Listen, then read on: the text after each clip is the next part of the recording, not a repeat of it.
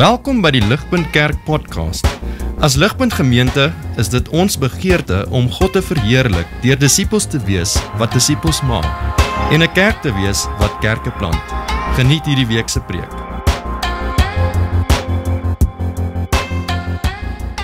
Vriende, so dis die vraag. Hoekom vind ons dit so moeilik om te rus? Hoekom sukkel ons so om rus te kry? Ek dink meeste van ons sal sê, ons is net te besig. Daar is net te veel om te doen om werklik rus te kan kry. Ons het soveel verantwoordelikhede op ons in 'n moderne samelewing dat dit is fisies onmoontlik om alles gejuggle te kry en behoorlik te kan rus. En ek dink nie besig is die probleem nie. So daar was nog altyd baie om te doen. Daar's nou geweldig baie om te doen, maar ek hoop soos wat ons vandag deur die teks beweeg, sal ons sien dat dit is nie besig wat die probleem is nie. Maar besig is 'n baie groot deel van ons lewens. Kevin DeYoung sê in sy boek Crazy Busy, sê hy, busyness is like sin. Kill it or it will be killing you. Ek gaan dit net weer lees. Busyness is like sin. Kill it or it will be killing you. The greatest danger with busyness is that there may be greater dangers that you never have time to consider. Busyness does not mean that you are a faithful or a fruitful Christian. It only means that you are busy, just like everyone else. And like everyone else, your joy, your heart, and your soul are in danger. We need the Word of God to set us free. We need biblical wisdom to set us straight. What we need is the great physician to heal our overscheduled souls. If we could only make the time for an appointment. So om so besig te wees is baie gevaarlik.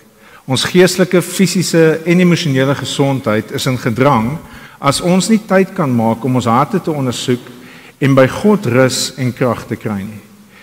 Al die belangrike dinge in ons lewe is in gedrang. Ons huwelike, ons werk, ons geestelike gesondheid, alles wat ons kosbaar ag is in gedrang as ons harte nie by God rus nie.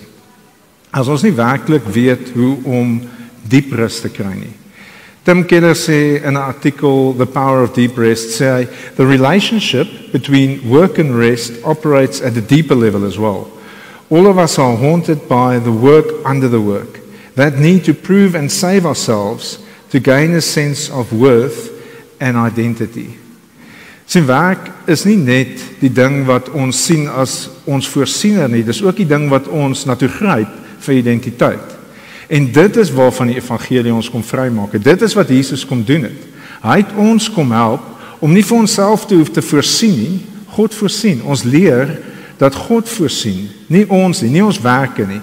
Werk kan so maklik 'n afgod raak as ons werk sien as ons voorsiener en nie die voorsiener agter ons werk raak sien nie. En so die evangelie het gekom om ons vry te maak van die aanbidding van werk as ons voorsiener, maar dit het ook gekom om ons vry te maak van ons behoefte om identiteit in ons werk te kry.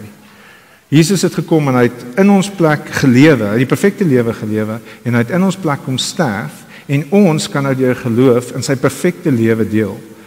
As ons in hom vertrou, dan hoef ons nie te skarrel om identiteit te vind nie. Ons is veilig in Jesus. En so ons kan diep rus kry in die evangelie as ons dit kan onthou. As ons kan lewe uit 'n plek waar ons 'n God het wat vir ons voorsien en ons is gered op grond van Jesus se lewe en sy getrouheid. Maar sedert die sondeval sukkel ons geweldig om nie God te wil speel nie, om nie te wil gryp na werk om vir ons te voorsien nie. Ons werk raak die ding waarmee ons vir onsself probeer voorsien. En so Psalm 127 sê hierdie baie belangrike woorde wat ons baie mooi moet hoor. Psalm 127 vers 1 sê, as die Here die huis nie bou nie, soek die bouers te vergeefs. As die Here oor die stad nie waak nie, bly die wagte te vergeefs wakker. Sien, ons verloor dit so maklik uit die oog. Wat ook al ons aanbou in ons lewens, is God die eintlike bouer agter dit. God is die een wat bou. Ons is net die wat deelneem aan die bouprojek. En God is die een wat dit wat hy vir ons gegee het, oppas. Hy is die een wat ons lewens beskerm en ons is net die wat getrou hom vertrou om dit te doen en getrou ons rol vervul. Maar ons kan nie self bou nie en ons kan nie self dit wat vir ons kosbaar is oppas nie. Ons soos as ons kyk na ons kinders, ons kinders is soos 'n bouprojek. Ons kan nie die einde van ons kinders se lewens bepaal nie. Ons het bitter min invloed oor waar ons kinders eindig op die einde van die dag. Maar God het totale beheer oor waar ons kinders eindig op die einde. So ons moet hom vertrou, ons moet ophou om te ywer en te alles in ons vermoë te doen, asof ons die uiteindelike bepalers is van waar ons kinders gaan eindig. Ons het nodig om God te vertrou met hulle lewens.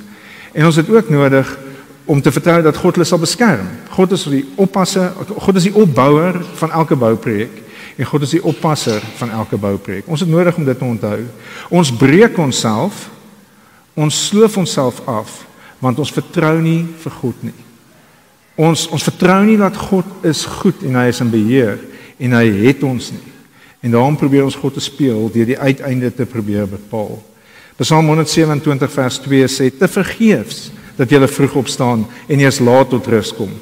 Kos eet wat moeisaam verkry is. Net sowel gee hy dit aan sy geliefdes in hulle slaap." God kan vir ons gee wat hy vir ons wil gee terwyl ons slaap. Daar's twee maniere wat mens daai versie kan interpreteer. Party interpretasies of party mense verstaan dit om te sê God gee vir ons wat ons nodig het in ons slaap. Ander interpretasies of ander mense verstaan dit uit die konteks uit dat dit beteken God gee vir ons rus.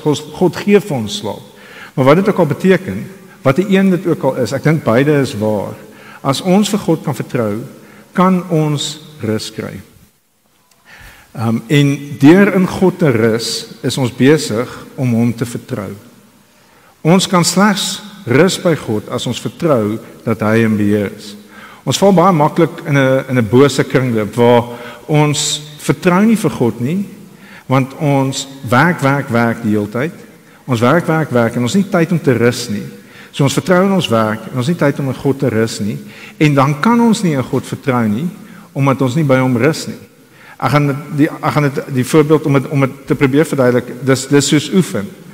Baie kere voel ons nie ons het die energie om te gaan oefen nie. Ons is te moeg om te gaan oefen en dan gaan oefen ons nie en dan het ons nie die energie nie. Maar as ons die besluit neem om te gaan oefen, ongeag van hoe ons voel, dan kry ons die energie. En dit is dieselfde met ons vertroue in God.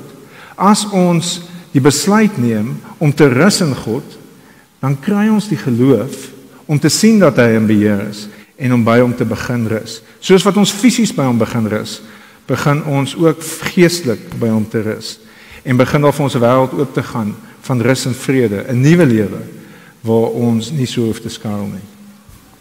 Nou een van die maniere waarop God vir Israel geleer het om hom te vertrou en nie hulle werk te aanbid nie, is deur vir hulle die Sabbat te gee.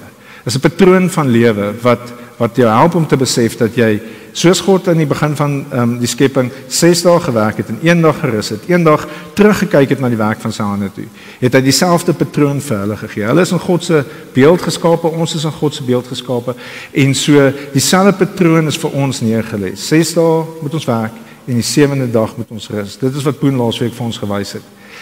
Wat ons sien in Genesis 3 is dat sonde het in die wêreld ingekom. Adam en Eva het God nie vertrou nie. Hulle het nie vertrou dat God hulle beste belange op die hart het nie. En hulle het gedink hulle kan 'n handjie bysit. En sedertdien is daar sukkel ons. Ons sukkel met die spanning tussen om God te vertrou, om self te werk en om tyd te maak vir rus. Daar's vir ons 'n spanning tussen vertroue, werk en rus. En God help Israel se lewens om rondom rus geskeduleer te word sodat hulle kan leer hoe om die balans tussen vertroue, werk en rus te kry. God gee vir hulle soos wat hulle uit Egipte uitred, soos wat hulle in die wildernis kom, gee God vir hulle by die berg Sinai die beste manier om in 'n verhouding met God te lewe. Die beste manier om te lewe in God se wêreld is in 'n verhouding met hom en volgens sy wet. En twee van die goedes of een van die spesifieke goedes wat hy vir hulle gee is die wet op die Sabbat. Dis die beste manier om te lewe. En ons gaan vanoggend vinnig net ons het die twee weergawe na gekyk. Hy het vir hulle een weergawe gegee in Eksodus 20. Net toe hulle uit Egipte uitgekom het. En die tweede weergawe wat ons gelees het is in Deuteronomium 5, net voor hulle in die beloofde land ingaan. So dis 40 jaar later en dit is na die eerste generasie wat nie die oorspronklike wet kon hou nie, of wat die wet nie kon hou nie, gee hy vir hulle weer die wet. vir die nuwe generasie wat hy vir hulle sê, hierdie is hoe julle in die beloofde land moet gaan lewe. En daar's 'n baie interessante ding wat God vir Moses sê om vir hulle te sê wat bykom, wat ons vinnig by gaan stil staan vanoggend. So ons gaan kyk in Eksodus 20 en ons gaan sien dat ons is gemaak om te rus en ons gaan in Deuteronomium 5 sien dat ons is gered om te rus. En so voordat ons by Eksodus 20 uitkom, is dit baie belangrik vir ons om net weer te onthou waar staan ons in die Bybelse geskiedenis. Ons is nie onder die wet nie. Ons vertroue is in Jesus wat die wet vervul het. Die wet is vervul. Ons hoef nie meer onder die wet van die Sabbat te lewe nie. Dis baie belangrik. Kolossense 2 vers 16 sê die volgende: Moet dus nie dat iemand julle oordeel oor wat julle eet of drink, of oor 'n fees of 'n nuwe maansfees of 'n Sabbat nie. Hierdie dinge is 'n voorafskaduwing van dit wat aan die kom was, maar die werklikhede is in Christus. So met ander woorde, die Sabbat, die fisiese Sabbat wat hulle moes getrou onderhou, was 'n goeie patroon vir hulle om volgens te lewe, maar dis nie meer 'n wet waaronder ons staan nie, dis nou wysheid. Dis wysheid om vir ons om te verstaan hoe ons gemaak is. En ons rus nou in Jesus en wat hy aan die kruis vir ons gedoen het. Maar fisies kan ons dieselfde patroon volg. Dis 'n goeie patroon om te volg. Dis 'n noodsaaklike patroon om te volg vir ons om gesonde lewens en vreugdevolle lewens te kan lewe. Die Sabbat is nie 'n wet wat ons moet onderhou nie. Dis 'n geskenk. Dis 'n wonderlike geskenk van 'n liefdevolle God wat hy vir ons gegee het. En ons sal goed doen om daarvolgens te lewe. So Eksodus 20 vers 8 sê: Gedenk die Sabbatdag deur dit heilig te hou. Nou Sabbat, Boen het laasweek met ons daaroor gesels. Sabbat beteken om te stop, te rus en heel te wees. Dit beteken om die goedheid van die lewe wat God vir ons gegee het te vier. Ons het Vrydag aand met mense gekuier en ons het gesels oor die Sabbat. En hulle sê dit is vir hulle so moeilik as hulle terugdink oor wat die verstaan van die Sabbat was, die manier waarop hulle groot geword het. Hulle mag niks so hulle het by die stop gestop van Sabbat. Hulle moes gestop het om alles te doen. Hulle mag nie enige iets geniet het nie. Ons mag nie geswem het nie. Ons mag nie verseker nie golf gespeel het nie. Ons mag nie gebrei het nie, die vrouens. So of mans seker. Op daai tyd in die 80s was dit meer vrouens wat gebrei het as mans. Maar in elk geval, so daar was 'n klomp goed wat ons nie mag gedoen het nie. En dit was amper asof ons gefokus op dit wat ons nie mag doen nie. En dis hartseer, want Sabbatsrus gaan eintlik oor om te stop dit wat ons moet doen, sodat ons kan waardeer dit wat ons het. Dit gaan oor om God se goedheid raak te sien, om te stop en te sê ek kan stop. Ek kan stop van al die goedes wat ek moet doen.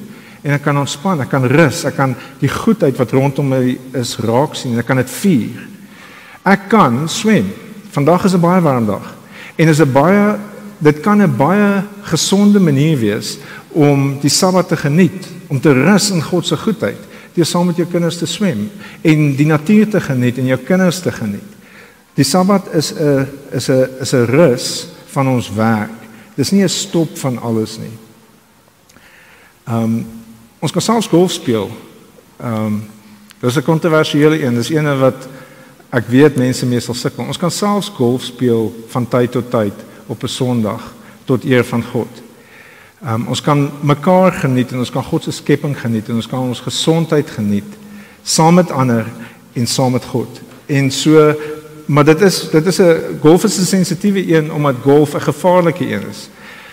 Golf is 'n maklike ene om weg te kom van God af en golf is 'n maklike ene om ander in die steek te laat mee, omdat jy selfsugtig is. So net soos wat ons selfsugtig kan werk, kan ons selfsugtig rus ook. En dit is ewe destruktief. Ons het nodig om onselfsugtig te wees, soos wat ons rus, en liefdevol te wees soos wat ons rus, en ons het nodig om met 'n skoon gewete te kan rus, en die Sabbat te kan geniet.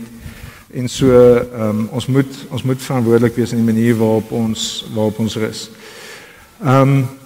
Vers 9 gaan aan. 6 dae moet jy werk en alles doen wat jy moet. Maar die 7de dag is 'n Sabbat ter ere van die Here jou God. Jy mag geen werk doen nie, en jy mag jou seun en jou dogter, jou slaaf en jou slavin, jou diere en jou vreemdeling wat by jou is, mag nie werk nie. Die hoofrede hoekom ons nie mag werk nie, is vers 10. Ter ere van die Here jou God. Dis omdat ons wil kyk waarmee is God besig. Dit is hoekom ons ophou werk. Ons wil God geniet. Ons wil stop en dink, Vader, dankie vir my huis, dankie vir my gesin. As ons werk, het ons nooit tyd om te stop en te reflekteer nie. Maar dankie dat ek werk het. Dankie dat die goedes waarvoor ek so bang was, die week nie gebeur het nie. Of dankie dat ek aan die ander kant daarvan uitgekom het. Dankie dat ek werk het. Dankie dat U my help om op 'n manier vir my gesin te voorsien. Dankie dat U my moed gee om die waarheid te praat. Dankie dat U my vergewe het, dat ek daar droog gemaak het. Dankie dat U my krag gee. Dankie dat my maatjie of my kind 'n nuwe maatjie gevind het. As ons net werk, het ons nie tyd om die tipe van goedes te doen nie, en ons kan baie maklik in konfliksituasies ingaan, maar as ons terugstaan en ons rus en ons sien God se hand in dit, dan is ons in 'n baie beter plek om gesond te reageer. Ons kan self sê, dankie dat U vir my 'n huweliksmaat gegee het, wat lief is vir my en lief is vir U en by U haar krag vind om geduldig te wees met my. Ons kan dankbaar wees vir ons sterk huweliksmaats, eerder as om die hele tyd vas te wees in konflik met hulle, omdat ons nie gerus is nie, en omdat ons nie God vertrou nie, en omdat ons nie die goeie goeie sien nie, omdat ons die goeie goeie sien as uitdagings eerder as geskenke. Daar's 'n baie groot klem in die Sabbat op delight, om dit te geniet, om God se goedheid te geniet. En as ons die hele tyd besig is om te werk, het ons nie tyd om God se goedheid te geniet nie. Vers 11 sê, want in 6 dae het die Here die hemel en die aarde en die see gemaak en alles wat daarin is. Maar op die 7de dag het hy gerus. Daarom het die Here die Sabbatdag geseën en geheilig. Dis baie interessant. God het die Sabbatdag geseën en geheilig. Wat beteken dit dat hy die Sabbatdag geseën het?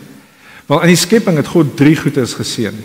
Hy het die diere geseën en dan sê dit sodat hulle kan vermenigvuldig en die aarde kan bedek. En hy het die mens geseën dat hy die mens gemaak het sodat hulle kan vermenigvuldig en die aarde kan bedek en daaroor kan heers. En dan die derde ding wat hy geseën het is die Sabbatdag. Sodat die Sabbatdag, die eerste 2 goedes, beide van hulle het 'n verantwoordelikheid om na te kom en daar is nuwe lewe wat geskep word soos wat hulle verantwoordelikheid nakom. En dieselfde is waar van die Sabbatdag.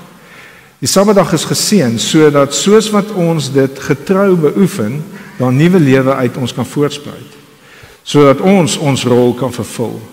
Soos wat ons rus by God, kry ons krag by God en vind ons die vermoë om ons rol te vervul. Dis soos wat ons rustig raak by God en sy goedheid ervaar en geniet, dat ons tyd kan maak om duideliker te begin sien, sodat al die stemme kan stil raak en ons kan besef waartoe dit is wat God ons roep.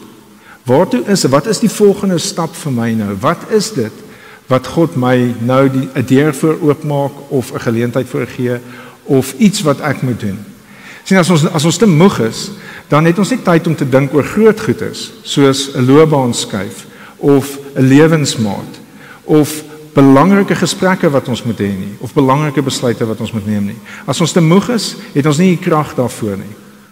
Maar as ons 'n patroon van rus in ons lewens het, as ons 'n patroon het waar ons stop en asemhaal en rus en God geniet, het ons tyd om te dink en het ons tyd om te besef waartoe dit is waartoe God ons roep en ons het die kapasiteit om iets daaraan te doen.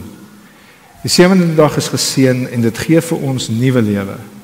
Wanneer ons dit nie doen nie, wanneer ons nie 'n patroon van rus in ons lewens het nie, dan hardloop ons en ons brand onsself uit en ons vertrou op ons eie kragte en ons raak toenemend meer afhanklik van ons eie kragte en dan gaan ons te pletter, want ons is nie God nie. Ons het 'n einde en ons het baie beperkte vermoëns. God het die Sabbat geseën en die Sabbat het die vermoë om nuwe lewe in ons in te blaas soos wat ons by God rus. Maar God het nie net die Sabbat geseën nie, hy het die Sabbatdag geheilig ook. Wat weer eens 'n baie interessante ding is. Ons dink baie keer Moses het op heilige grond beweeg. En so daar's 'n plek waar ons God moet aanbid. Maar dit is nie hoe God die wêreld geskep het nie. God het nie 'n plek geseën nie. God het 'n tyd geseën. God het 'n tyd afgesonder waar ons in besonder ons verhouding met hom kan uitleef. So tyd is die ding waar ons moet aanbid. Ek het dit laasweek ook gesê, maar daar's 'n kommentator wat sê oor jy so hierdie ding van die Sabbatdag wat geheilig is. The Sabbaths are our great cathedrals. Sien, ons het tyd nodig om God te aanbid. Dis die belangrike ding. Tyd is die ding wat ons verhouding met God laat floreer en laat blom. En so ons het nodig om tyd te maak. As ons wil groei in ons verhouding met God, en as ons wil krag kry in ons verhouding met God, en as ons suksesvol wil lewe, het ons nodig om die manier waarop ons gemaak is te respekteer. Ons is gemaak met beperkings, ons is mense gemaak, ons is nie masjiene gemaak nie. Ons het nodig om te leer om die Sabbat te onderhou, die Sabbat beginsels uit te lewe, deur te stop, te rus, te geniet of te delight en te besin of te contemplate, waartoe is dit wat God my roep. Soos wat ons te doen, vind ons rus, ons raak baie beter met die werk wat ons doen, omdat ons baie meer doelgerig kan wees, baie beter besluite kan neem, baie meer van die besluite wat geweldige emosionele energie vereis kan neem, sodat ons lewens kan vorentoe gaan en sodat ons 'n rol in die samelewing kan vervul waartoe God ons geroep het. En so ons, Eksodus 20 vers 8 tot 11, ons is gemaak om te rus. En tweedens, Deuteronomium 5, ons is gered om te rus. Deuteronomium 5 sê in 'n baie groot mate amper presies dieselfde as wat Eksodus 20 sê. Die gedagte wat bykom is vers 15.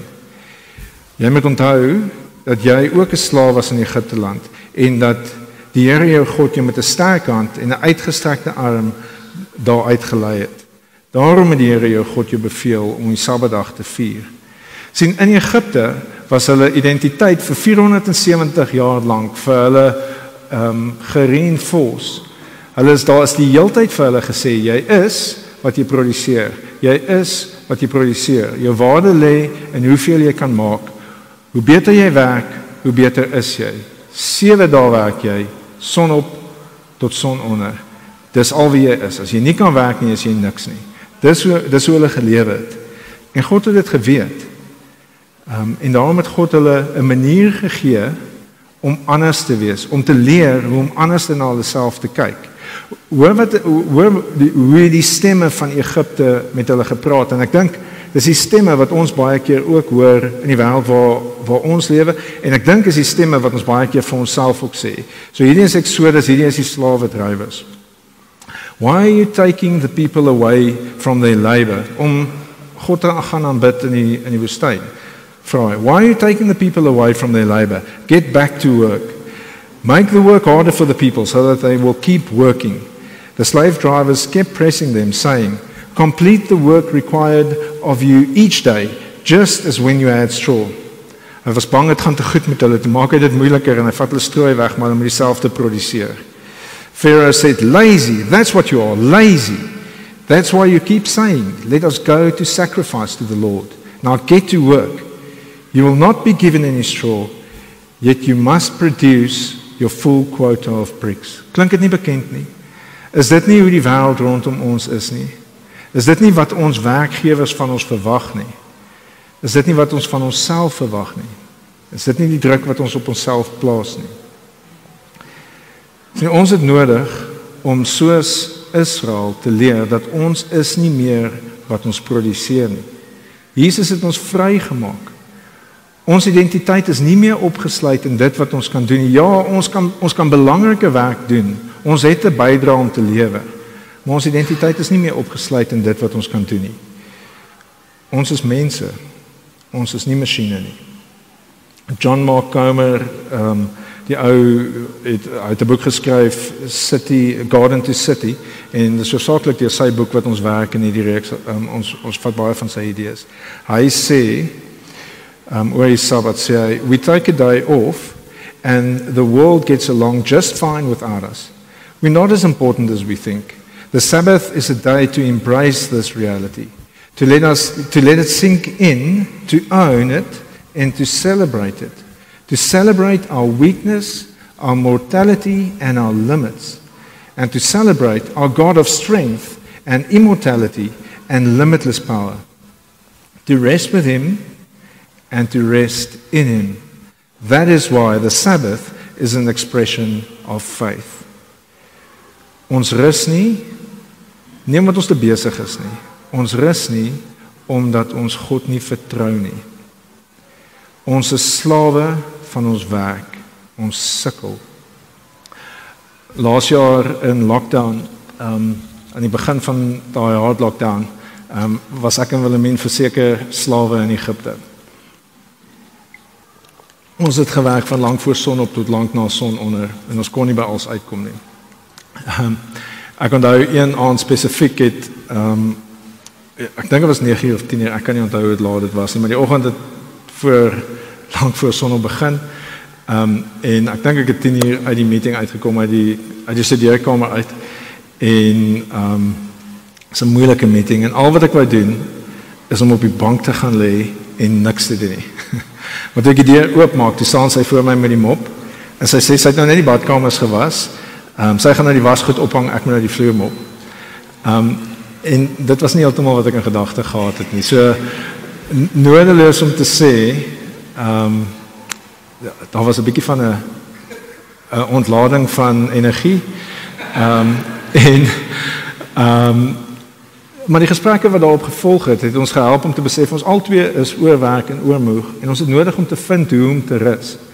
En wat ons toe gevind het, is ons het noodgedwonge, onwys, saam met die stroom gegaan, en slegte ruspatrone ontwikkel. So ons gaan rus.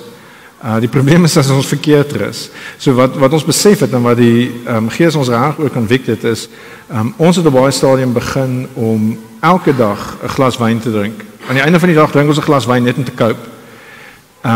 En ons het ook begin, ek het begin om in die aand, as die kinders slaap, net vir 'n oomblik op die bank te gaan lê. Net om 'n oomblik te kry wat ek nie hoef aan te wees nie. En ek is convicted daaroor, en ons het besluit, kom ons los alkohol vir nou, kom ons los dit. Ons het op die einde vir 3 maande gelos, en kom ons los TV ook vir nou. Ons kinders kan die naweek TV kyk, en ons kan 'n bietjie oor die naweek, maar ons gaan niks deur die week doen nie. En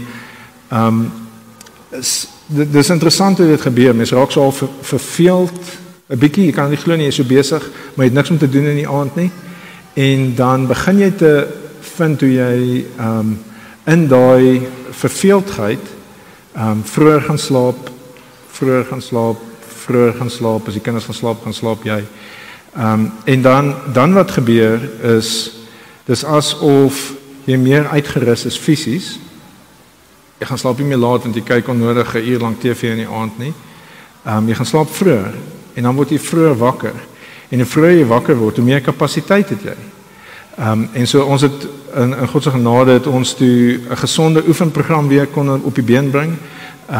En ons het toe ook baie meer tyd gehad om by God te rus voor die kinders wakker word. En wat toe begin gebeur het, is ons het begin besef, wat is die goed wat ons so ry, hoekom is ons so moeg? En ons begin om klein besluite te neem in die regte rigting. Wat 'n gevoel is van nuwe lewe. En so ons het nog 'n baie lang pad om te gaan, ons is nou weer baie moeg. Maar die punt is, God het ons gemaak as mense, ons is gebreek deur sonde in die manier waarop ons probeer om te rus, maar as ons God vertrou en op sy manier is en by hom rus, dan kom daar nuwe lewe, en dan begin die lewe sin te maak, en die lewe raak baie meer aangenaam. Nou ek besef daar is baie vrae, en ek besef daar is baie dinge waarby ek nie uitgekom het nie, veral as dit kom by hoe die Sabbat gewerk het in die Ou Testament, en hoe ons uit daai beginsels uit kan leer. En so ek wil net vinnig 'n klompie hulpbronne gee wat anders na kan gaan kyk wat ek baie behulpsaam gevind het. En dan wil ek vinnig net 'n paar praktiese voorstelle maak voordat ons afsluit. So die mees behulpsame goedes wat ek gelees het in die tyd wat ons nou dink oor Sabbat en oor rus, is Bible Project. Bible Project het 'n oulike videoetjie oor Sabbatsrus wat die teologie ongelooflik verduidelik. Is 'n kort videoetjie en is baie interessant. Maar dan die dieper goed is die podcasts en die devotions wat hulle het oor die tekste wat gaan oor Sabbat. En so dis definitief Bible Project is definitief die moeite werd om na te kyk. Emotionally Healthy Discipleship is 'n website wat geweldige behulpsame hulpbronne het. Hulle het hulpbronne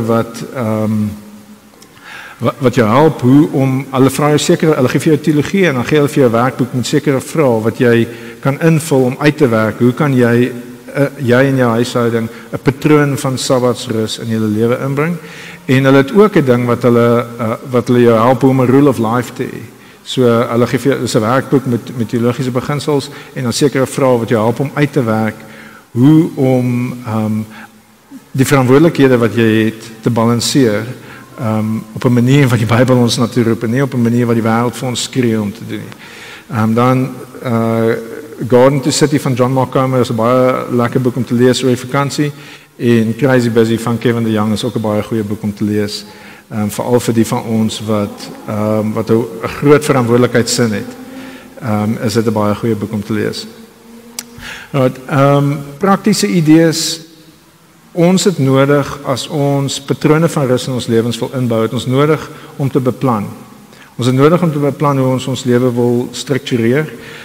As ons daaglikse patrone van rus wil inbou, weeklikse patrone en jaarlikse patrone van rus wil inbou. God het daagliks aan die einde van die dag gestop en gekyk na sy werk en gesê dis goed. En Jesus het elke oggend vroeg voor die res van die samelewing opgestaan het hy gerus by God en by God sy krag gekry deur tyd in gebed met hom te spandeer. So ons het nodig om daagliks te rus. Vergewe my as ek die obvious tyd, maar ek dink is belangrik. Ons het nodig om as ons vroeg wil opstaan, vroeg te gaan slaap.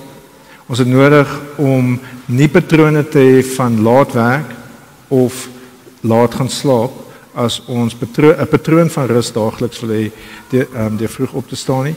En ek dink hierdie is 'n belangrike een vir ons as mans, maar ek dink vir almal van ons. Ons het nodig om ons huweliksmaats 'n geleentheid te gee om te rus en behoorlik te rus by God. En so ons het nodig om te beplan hoe dit moontlik kan wees gegee ons lewensomstandighede en ons verantwoordelikhede. Miskien is dit behulpsaam wat ek en Wilhelmine doen en soos ek sê ons nail dit nie, maar dit help ons vir haar om 2 oggende te hê wat sy kan oefen en ek het 2 oggende 'n week wat ek kan oefen. Oefen is vir ons 'n tyd wat ons baie behulpsaam vind om te reflekteer en te prosesseer en te bid. En so ons het 2 oggende wat ons dit kan doen. Die oggende wat ons dit nie kan doen nie met ons voor die kinders opwees, is so eenvoudig soos dit vir ons om te kan rus daagliks. En ek neem aan mens met jou aande ook baie meer gedissiplineerd oor wees as jy wel wil tyd maak. Dit hoef nie lank te wees nie, maar as jy wel wil tyd maak om te stop en te reflekteer oor wat het God vandag in jou lewe gedoen en waarvoor kan jy vir hom dankbaar wees en waartoe wil jy hom vra om jou te help sodat ons kan rus in hom. Weeklikse beplanning is weer eens is interessant hoe Israel hulle week gestruktureer het. Israel het hulle week gestruktureer deur 'n Sabbat te vat van Vrydagmiddag tot Saterdagmiddag. Sononder tot sononder was hulle 24 uur periode van rus gewees. En dit het beteken dat hulle Vrydag al die admin gedoen het en al die werk gedoen het om hulle toe te laat om nie te hoef te werk op die Sabbat nie, sodat hulle behoorlik kan rus. En so vir mense wat op 'n Sondag werk, daar is van ons, dit is behulpsaam om jou Saterdag as 'n Sabbat te vat, van Vrydag tot Saterdagmiddag. En dat beteken dat jy met jou Vrydag jou huis in orde kry sodat jy dit die Saterdag kan doen. Vir meeste van ons maak dit sin en is wat die kerkgeskiedenis waarskynlik die mees algemeenste patroon was, is om van Saterdagmiddag tot Sondagmiddag 'n patroon van rus in die lewe in te bou waar daar nie gewerk word nie. Waar daar niks gedoen word wat moet gedoen word nie. Daar word net gedoen wat gedoen wil word, wat rus en vrede en delight gee. En soos wat ek het sê, besef ek, dis moeilik, want iemand moet kos maak. Iemand moet sorg dat kos op die tafel is, en daar's vir Sondagmiddag ete. Wat Israel gedoen het, is hulle het Saterdag die kos gemaak vir Sondag. Almal van ons gaan dit nie doen nie, maar ons het nodig om uit te werk, en veral ons as mans het nodig om uit te figure hoe ons vrouens kan help om 'n dag van rus te hê, sodat hulle kan stop van hulle verantwoordelikhede wat hulle baie swaar aandra en wat ons baie keer onderskat. Ons het nodig om daaroor te gesels en vir hulle ruimte te skep waar hulle nie dinge hoef te doen soos ons wat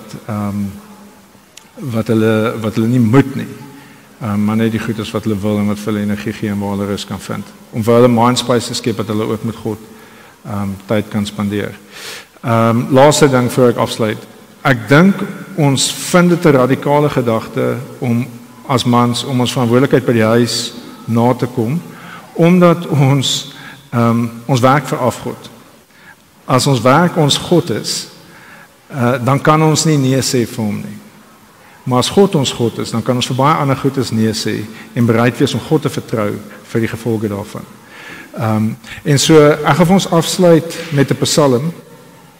Psalm 62 vers 5 tot 8 sê die volgende: My soul find rest in God. My hope comes from him. Truly he is my rock and my salvation. He is my fortress and I will not be shaken. My salvation and my honor depend on God. He is my mighty rock, my refuge. Trust in him at all times, you people. Pour out your hearts to him, for God is our refuge. Kom ons bid saam. Vader, ons dankie dat U 'n liefdevolle Vader is. Ons dankie dat U ons gemaak het as mense wat kan rus. Vader, ons dankie dat U ons gered het om te rus. En so ons pleit by U om ons te help om die wysheid te hê om uit te werk hoe om te rus, hoe om patrone van rus in ons lewens in te bou, sodat ons nie moeg en oorlaai is nie, maar werklik getrou by U is. Daagliks, weekliks en jaarliks by U is. Vader, ons dankie dat U 'n genadige God is. Ons maak foute, ons kry dit verkeerd. Maar dankie Vader dat U elke dag, U genade is elke dag net. En U getrouheid is elke dag vir ons. En so help ons Vader om na U toe te beweeg. Help ons om op 'n diep manier by U rus te vind, sodat ons verantwoordelikheid in U wêreld kan nakom. Ons vra dit in Jesus se wonderlike naam. Amen. Vir meer inligting oor Ligpunt Kerk, besoek gerus ons webwerf op www.ligpunt.com of kontak ons gerus by info@ligpunt.com.